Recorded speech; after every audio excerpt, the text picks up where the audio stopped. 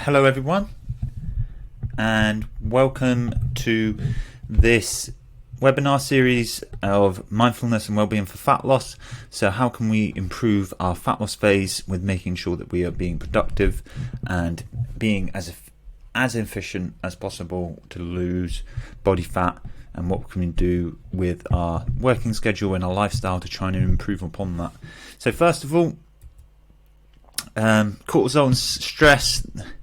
The reason, most likely, if we've gone over any sleeping problems or anything that may be causing any issues with your work, it's normally because of this mechanism. So stress increases your cortisol, which is a glycochloride, which is produced in the adrenal gland, which is kind of very similar to that fight or flight mode.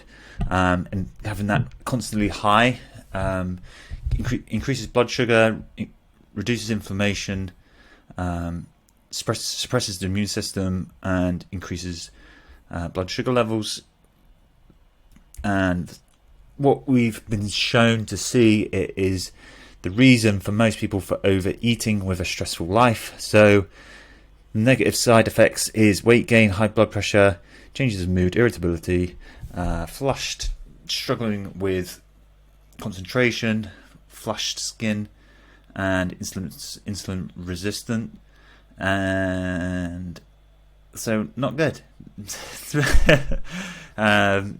not a happy topic, but we're going to go into how we can now get rid of it. So with all this stressful life going on, that you can't help it, more and more that in the day-to-day life that stress is going to accumulate, especially when you're working within a schedule that's going to try and push you to be at a certain level, and obviously wanting to be the best version of yourself, or you're trying to push to be a high achieving job. A lot of people will have a lot of stress in their life. So if that's family, that's, like I said, job related, lifestyle, kids, etc., etc., we got to try to minimize that as best as we can. So how can we do that? Oh, I've gone back one. There we go. Meditation and breathing.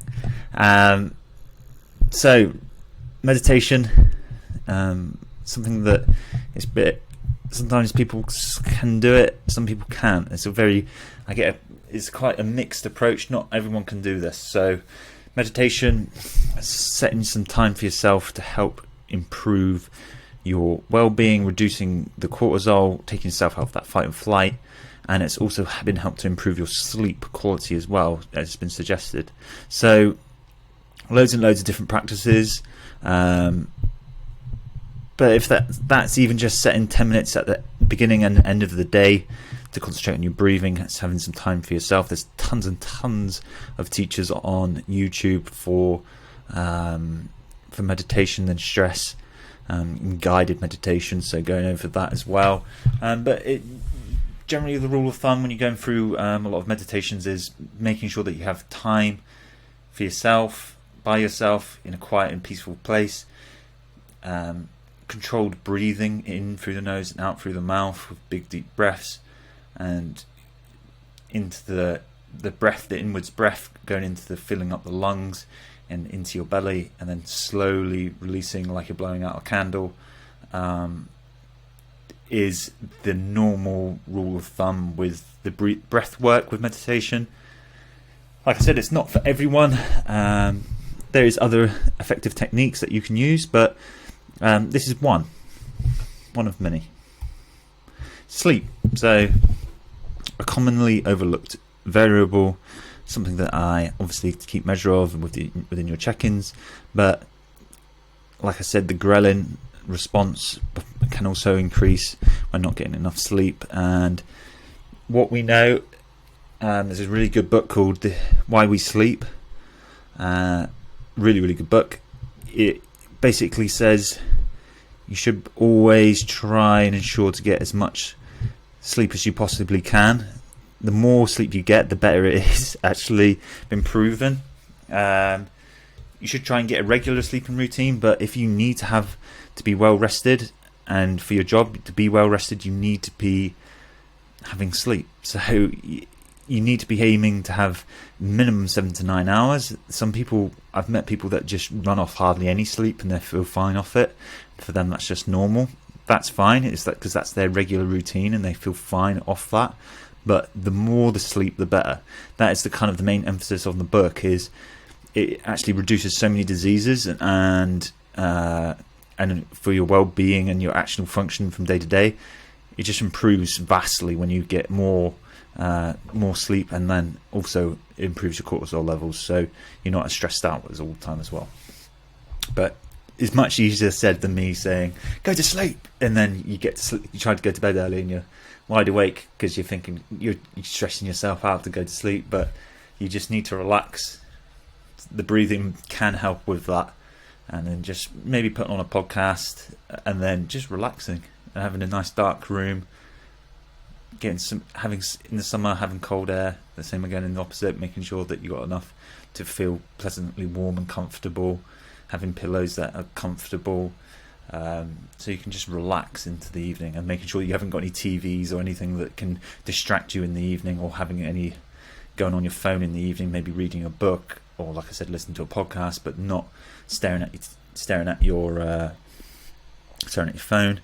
And then the same again, you can get out blackout blinds and making sure there's no light entering the room. Did I skip one there? Yeah. Nature, walking, grounding, and a lot of information on this. A lot of it's anecdotal, so not a lot. They don't know if it's placebo or not. They don't know 100% if it has been working. There's kind of a mixed reviews, but there's obviously getting in contact with the earth, spending time in nature can been shown to improve, reducing cortisol. They think something to do with the earth's energy, but like I said, it's anecdotal, and that's been improving some people. Some people absolutely love it, and there is some benefits with it. Spending time, obviously on holiday and stuff like that, you do relax when you're on the beach, but then obviously you're away from the normal working environment. Same again, spending time in nature in the weekends and stuff. There is some suggestions, and I do think having time away and doing that can have benefit, just to take yourself and putting yourself in the present moment. There's been some research studies about the health and benefits, and like I said, they're vast, but the main one we're looking for here today is reducing cortisol. Having fun. So this is the one I've been reading upon at the moment, The Power of Fun. So just like I said, meditation is not for everyone. Doing something you enjoy that's not on your TV or your screen, that interacts with other people that you enjoy doing, that puts you in the present moment and takes you away from all the work stresses and puts you present. Just do it. Do it in the evening, and make sure you try and do it in the morning. If it's just even silly, if it's something that's you just enjoy doing, that can be anything. It could be a hobby, it could be something that just grounds you. This could probably be more beneficial for some. It can be effective, maybe not as effective for others. So some people, depending on your personality type, may benefit more from meditation, probably more introverted, or whereas extroverted people will probably more benefit from having fun and just having as something that's going to take their mind off work. And that's it. That is what I'd recommend for trying to reduce cortisol: getting your sleep, meditation, grounding, being in nature, and having fun. Let me know if you want any more questions upon this. Obviously, a bit of a broad topic to try and reduce stress. A little bit different, and obviously there's a video about creating boundaries as well, which is obviously alongside with working schedules, which would work alongside this, and having a bit more of a cut-off point with your work as well. But the main point is, these are probably the resolutions for this, for reducing cortisol. Have a great rest of the day. Let me know if you need more help with this, and if you would want to know what I do, I'm more than happy to go through that and maybe go through some of the stuff that I do as well. Have a great rest of the day. I hope you enjoyed this video, and I will speak to you soon.